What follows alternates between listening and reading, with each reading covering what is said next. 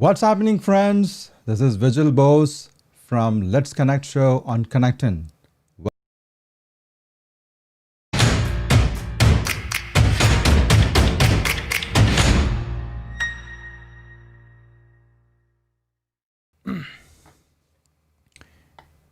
We tested a bunch of cameras in our studio, and out of all cameras that we tested, Sony a6100 is by far the best budget-friendly camera that we liked because of the image quality and future-proof.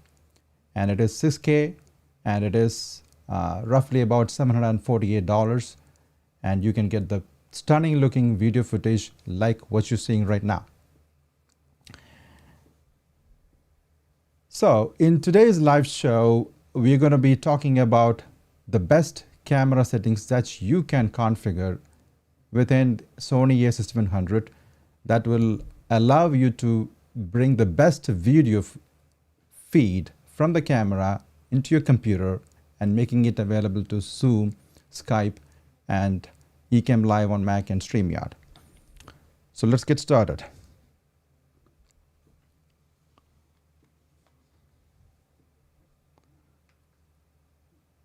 The very first thing that you do is actually click on the menu item, the back of the camera, and it is already highlighted in this first, you see the image.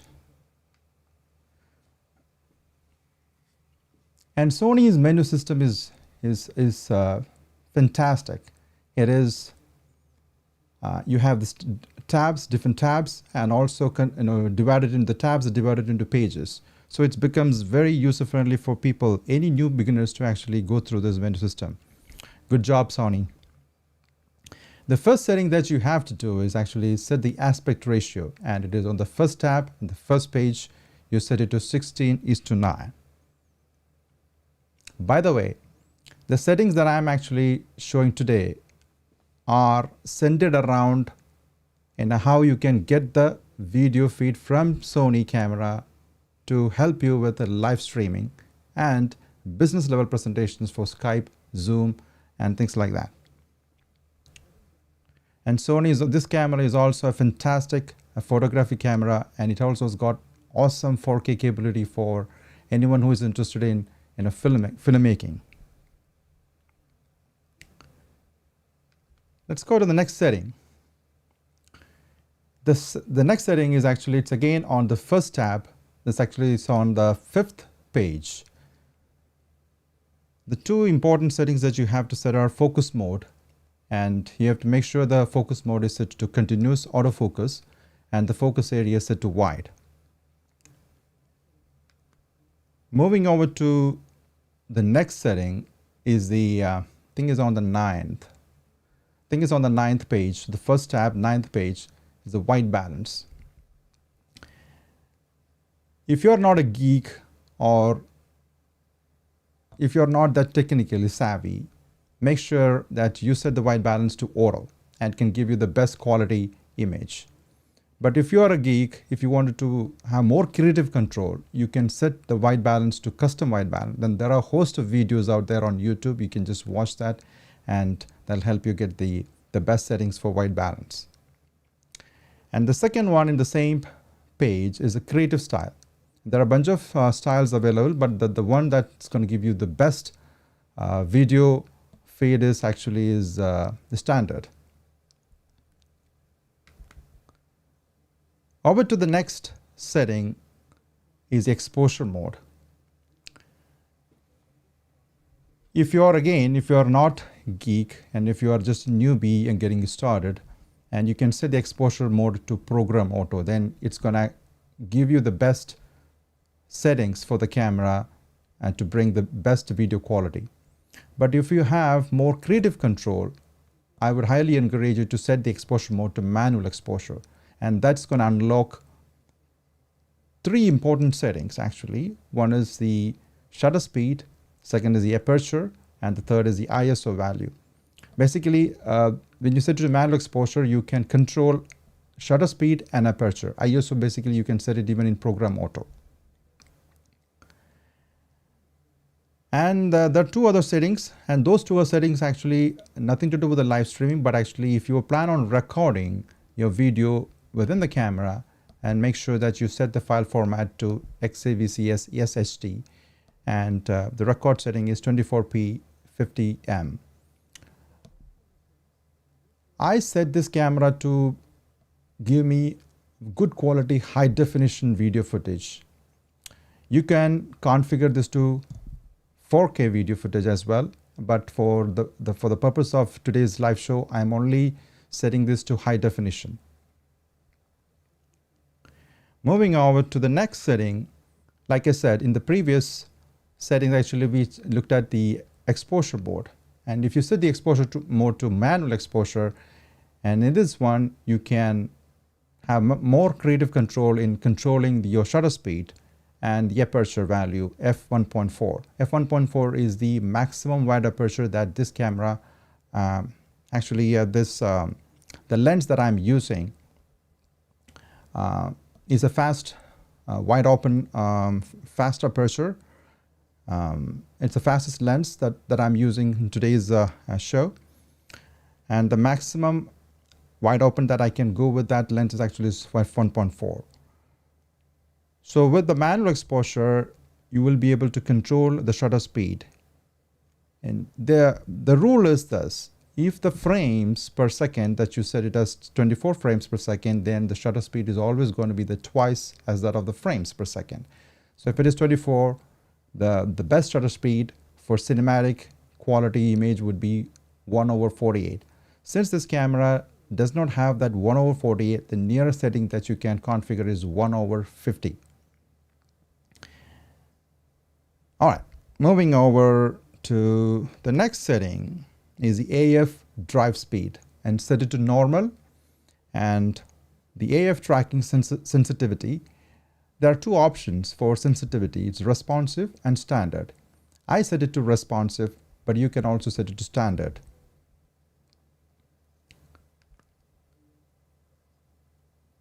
This one, auto power off temperature. Sony is very famous for overheating at a low temperature too. So you don't want your camera to power off in the middle of a live stream, or you're doing a business presentation using Skype or Zoom. You don't want that to happen. So this setting, if you set it to high, that Sony will not power off at low temperatures.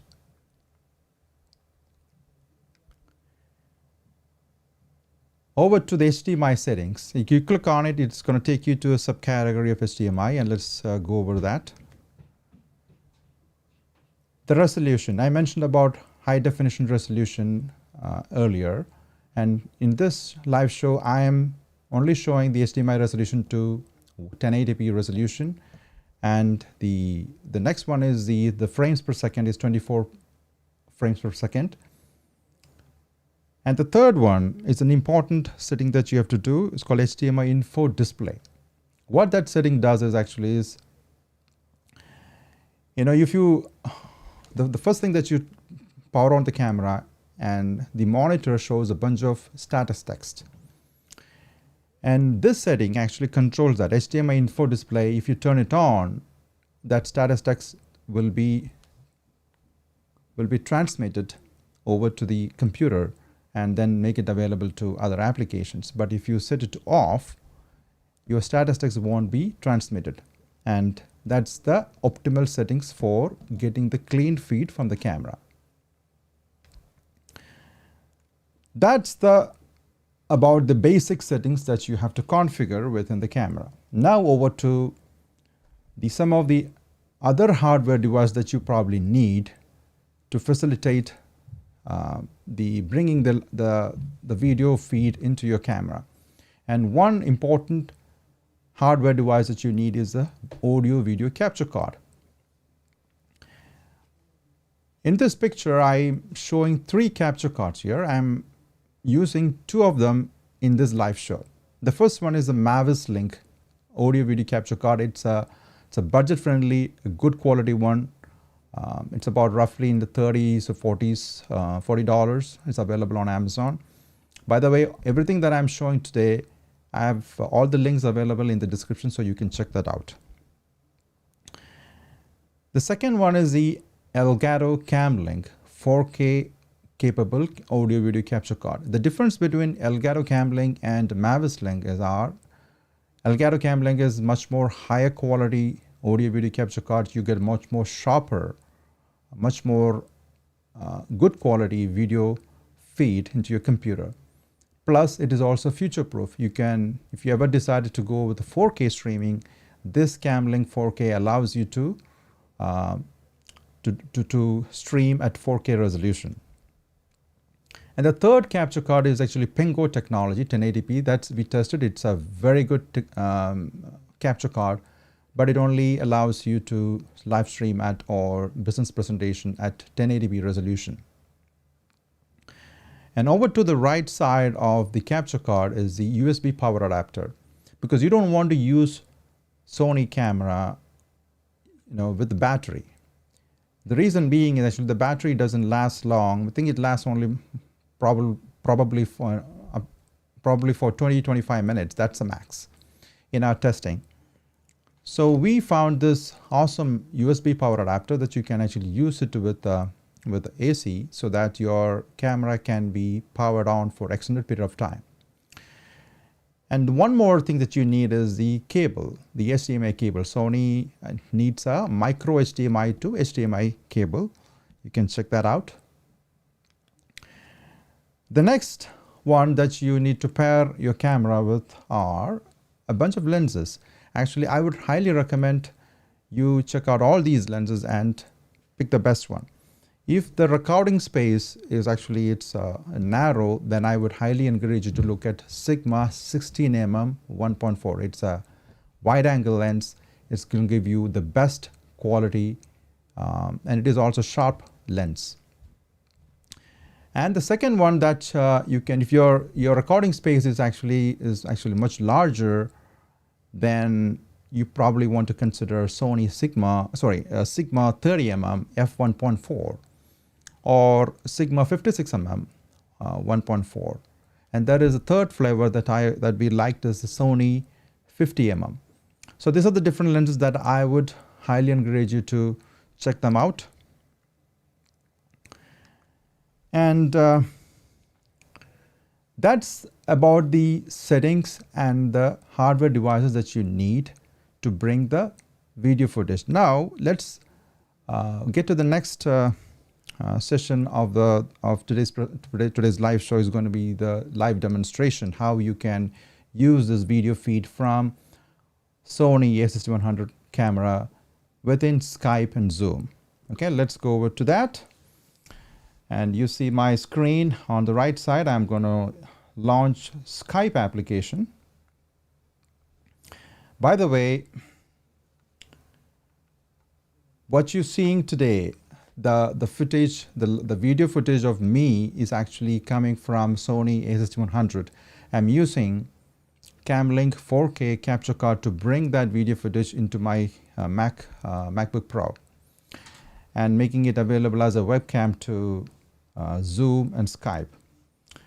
And the first thing that you should actually do after you launch your Skype application, then there's a bunch of dots towards the top right corner. You click on it. That's gonna bring the settings. See that? You're gonna bring the settings. You click on the settings, and then you go into audio video. Okay, look at that. It's the same feed that you see of me is actually showing up on Skype. And a couple of things here. Under camera options, there are a bunch of options available here, but I picked Camlink 4K. That's the capture card that I'm using to bring the video feed from my Sony 6100. And I also have a USB camera available. And this is the camera that I'm using to bring the configuration that you just saw a few minutes ago, everything. And if you see that, if I use that, you see this one there. So this facility allows you to do presentations, business presentations for your clients and so on and so forth. And that's about the audio and video. settings, and in the next actually in today's show actually I'm not really getting into the audio aspect because audio is a much more bigger thing to talk about. So in one of the videos actually, in the future videos actually, we will cover how you can connect your external microphone with your Sony a6100 and also configure audio mixer and so on and so forth.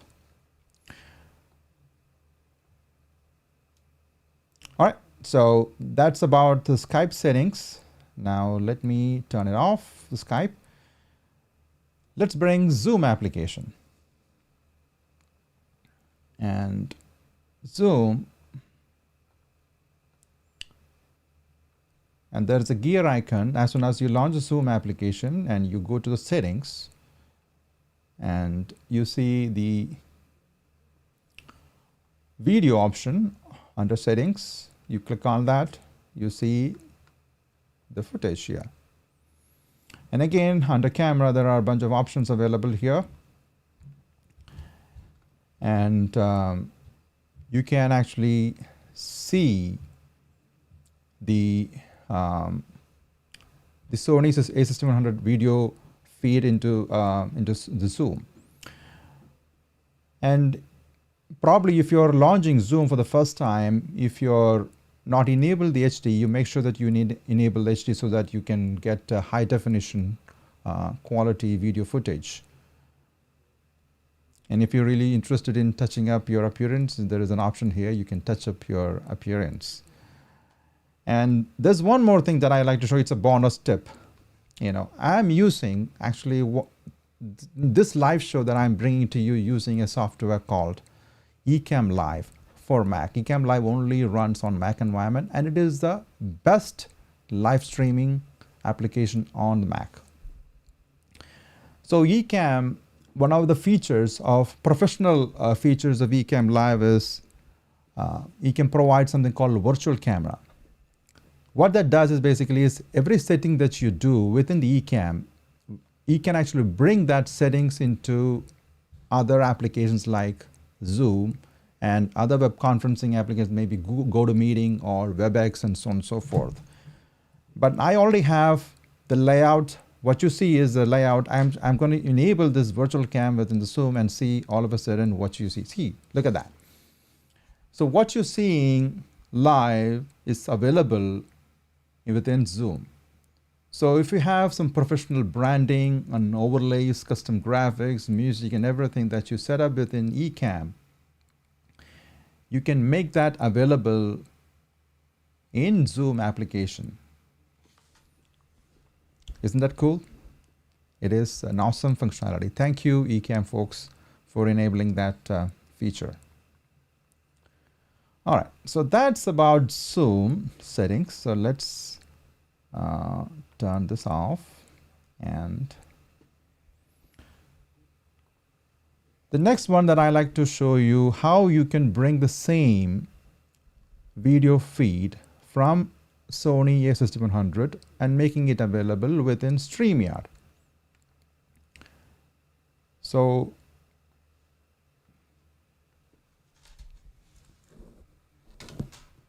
let me, okay, I already have it here.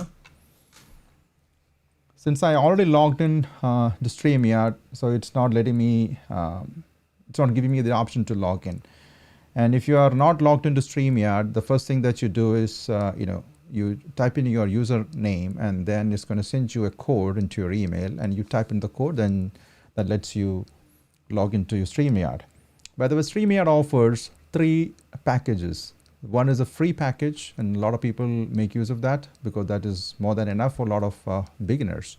You don't have to pay any penny to Streamyard and you can still enjoy all the goodies, all the professional goodies, except a few limitations. With the Streamyard, and Streamyard is by far the best cloud-based, in our words, we call it as a stage 2 live streaming solution out there in the market. And the second is actually, it's called basic plan. And what I have is a basic plan. and it allows me to live stream to multiple locations, multiple destinations like YouTube, Facebook, or any RTMP destinations. I can configure, I think, up to 4 destinations, and I can actually live stream to all 4 of them at the same time. And the third option is a professional option, which is a bit pricey. It's $39, I think $39.90 per month. The basic is about $20 per month. Okay, let's bring up this. So as soon as you set up your account, once you finish setting up your account, then you can come to this screen where you see broadcast and destinations. You can configure all the destinations here. I've got a whole bunch of destinations set up here. Now under broadcast, there's an option called create a broadcast, and that's what you choose here, create a broadcast. That lets you choose all the destinations that you configured. So here I am actually choosing one of our testing groups.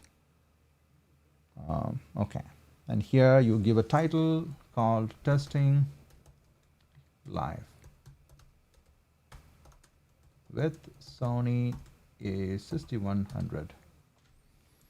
I copy that title in the description for the purpose of today's show, but you can give a meaningful title and description. And now you scroll down, you create a broadcast. Since I'm actually setting this up to go live on a Facebook group, and there is a quirk within the Facebook group that won't allow people who's already part of that group,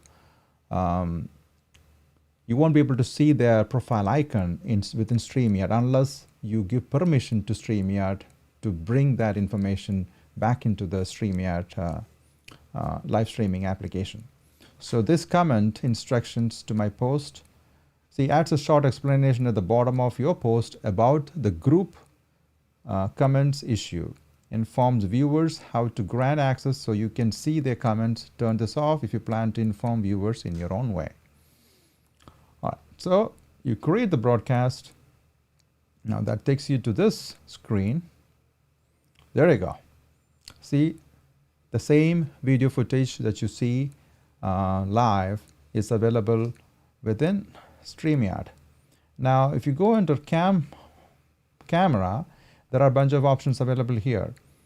Like I mentioned earlier when I showed you how you can bring the virtual camera from ecamm live within Zoom. Now the same is also available within Streamyard. So you can have all the goodies that ecamm live provides and making it the same available within Streamyard. This is so powerful, so that you don't really need to set up any branding or custom layouts and things like that, like what you see now. Within Streamyard, you can actually set up everything within ecamm live. But again, the only thing is actually you have to have both subscription. That's a caveat. But you get the best of the both worlds, if that you wanted to try out. But you can sign up for a free account of Streamyard and then still bring this virtual cam and sign up for a professional account within ecamm if you are using Mac. But if you're using, I'm not sure because we don't use PC in our studio. But every setting that I'm showing, other than the virtual cam, the video feed from a6100 can be brought into PC also using the same capture card that I am using today, and making it available to Skype and Zoom and Streamyard if you're using PC. But ecamm live is only available within the Mac environment, so the virtual camera facilities are also part of the ecamm live. So you may not be able to use the same feature that ecamm provides in PC environment. All right, so going back to the cam link again. That's it. That's the Streamyard. And let me close this. And ecamm live. So I'm using ecamm live today to do this live streaming on YouTube. The advantage of using ecamm, because ecamm is by far the best streaming application on Mac environment. And I think the professional subscription is only $20 per month, and with that subscription you can get the best quality, high definition, and up to, I think they also support 4K streaming to multiple destinations. Actually, here I'm only live streaming on to the YouTube now.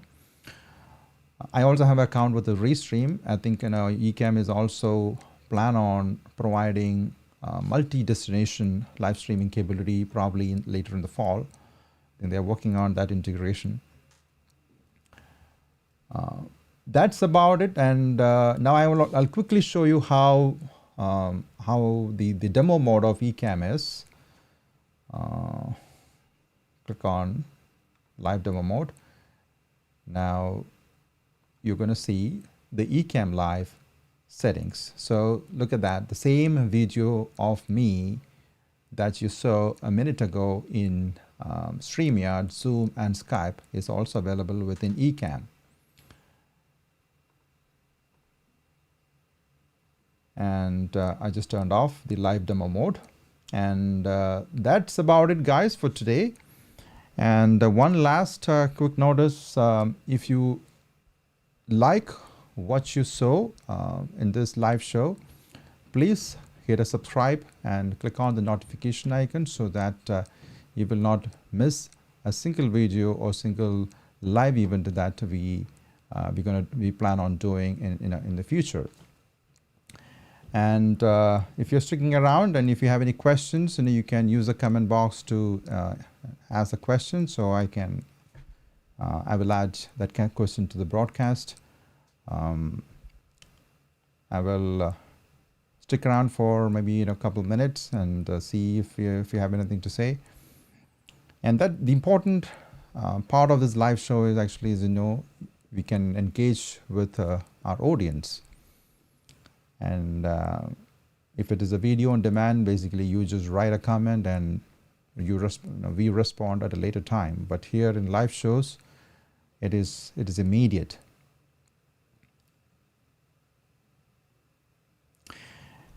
So that's it, guys. And if you have, I think only 2 people are watching this show. If you don't have any questions, and I will see you in the next live video. Until then, bye.